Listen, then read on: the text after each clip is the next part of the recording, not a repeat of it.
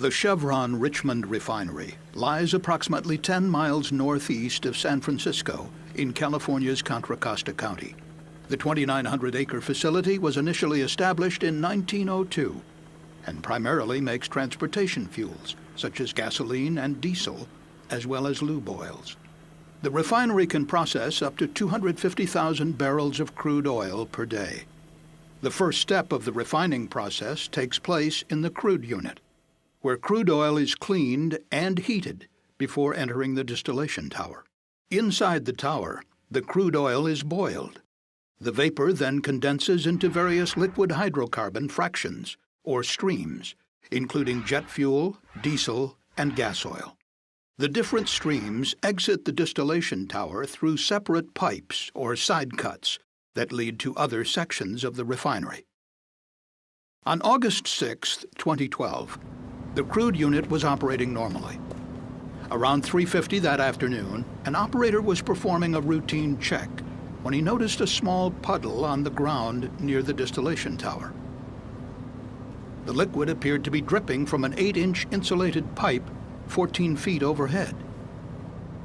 The leaking pipe was a section of the tower's number 4 side cut line, which operated at a temperature of 640 degrees Fahrenheit and contained light gas oil, a combustible liquid similar to diesel fuel. Chevron inspectors knew that over the years, the walls of the number 4 side cut had thinned due to corrosion, but they did not realize how close this particular segment was to failure. There was no shutoff valve between the pipe and the distillation tower, and no way to isolate the leak. The head operator was called to the scene.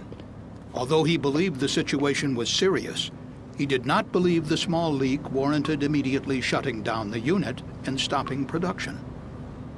Following Chevron's standard practice for responding to hazardous leaks, refinery firefighters were sent to the scene. A number of managers, engineers, and technicians gathered there informally to assess the problem. The group discussed a recommendation from an operator to shut down the unit, but they decided to first try to pinpoint the leak by removing insulation from the pipe while the crude unit was still running. They hoped they could stop the leak with a temporary metal fitting known as a clamp. A Chevron firefighter tried using a pike pole to hook and pull away the insulation, but this poking action was deemed too dangerous because it was moving the pipe. The CSB later found that the tip of the pike likely caused a small puncture in the already thinned pipe. As the unit continued to operate, workers assembled scaffolding directly beneath the leaking pipe. 2 firefighters then used a hook to remove the insulation from the pipe. As they were working, hydrocarbon vapor began to flow out from underneath the insulation. The 2 firefighters backed away from the growing vapor cloud. As the hot vapor mixed with air, it ignited. That fire was quickly put out, and the 2 firefighters immediately climbed down off the scaffolding. But the exact location of the leak was still obscured by the remaining insulation and firefighting water. So the Chevron firefighters attempted to strip the insulation off the pipe with high-pressure water. But the leak suddenly worsened, and hot hydrocarbon liquid started to spray out of the pipe. A decision was finally made to begin an emergency shutdown of the crude unit. But it was too late.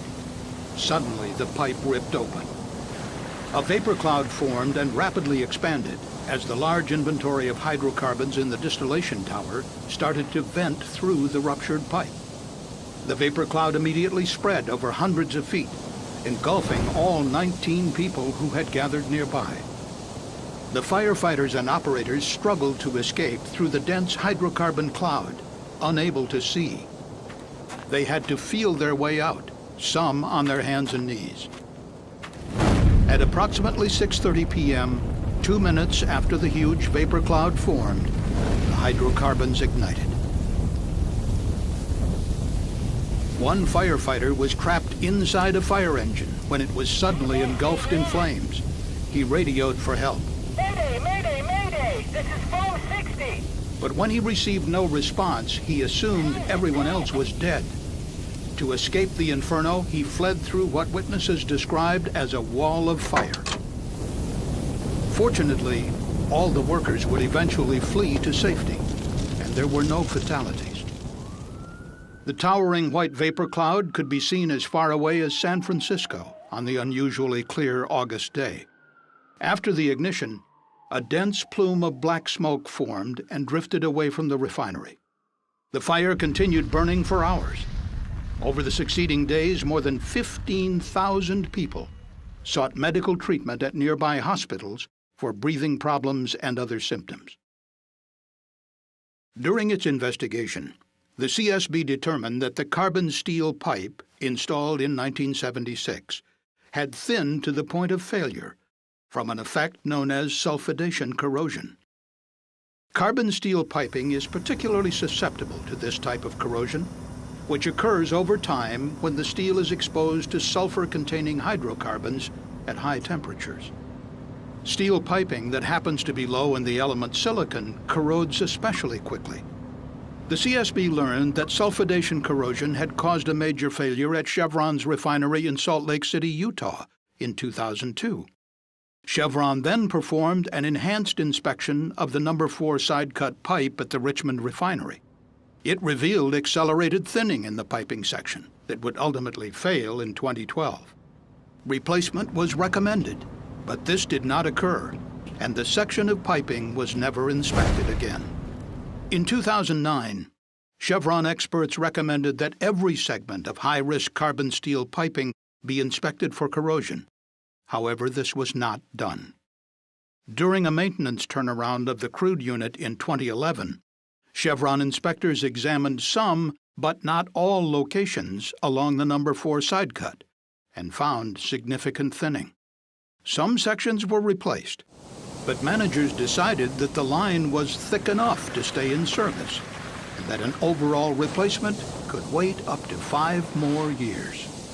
According to CSB investigators, a key lesson is that each and every segment of the piping should have been inspected. Most importantly, the pipe should have been replaced much earlier with an inherently safer corrosion-resistant alloy. The CSB also concluded that had the crude unit been shut down when the leak was first noticed, the massive fire likely would not have occurred. The 19 workers would never have been endangered, and the community would have been protected. For more information on the CSB Chevron investigation, please visit csb.gov. Ground monitor, we're going to supply from this hydrant. We got to supply that ground monitor with our 5-inch. Oh, okay. I see it. So you may want to add back in. We're going to back in.